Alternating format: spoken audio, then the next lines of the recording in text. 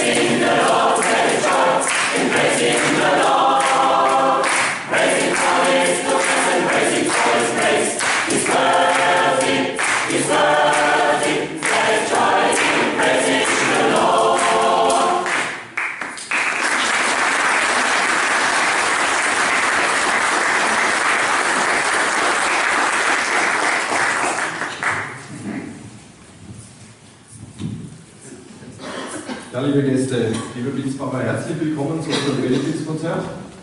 Herzlich willkommen dem Chor Troubadour. Herzlich willkommen unser Diakon Ada Eisennacher.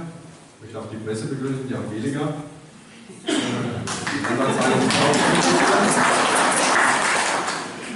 Ja, der Chor Troubadour hat uns ja letztes Jahr auf unserer Jubiläumsgottesdienst musikalisch begleitet. Und am Ende vom Konzert haben Herr Förster und ich uns verständigt, dass wir nochmal ein Benefizkonzert in Binsbach in unserer schwungenen Kirche machen. Es ist ja fast voll, das Chor ist jetzt doch ziemlich gefüllt, es sind vorne noch ein paar Bänke frei. Ich hätte gedacht, es kommen ein bisschen mehr Leute. Also, was schade ist, weil vorne ist es am allerschönsten. Also, wer Lust hat, gerade von hinten da nach vorne zu gehen, ist wunderbar. Da kriegt man am meisten mit.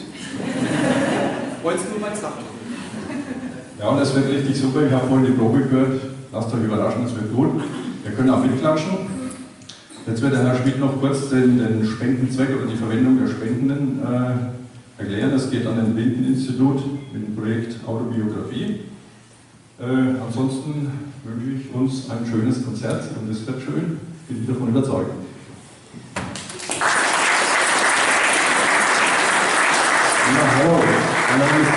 Ich bin Mitarbeiter der Blindeninstitut-Stiftung Würzburg und ja, das ist das Projekt Audiobiografie. Hört sich etwas sperrig an.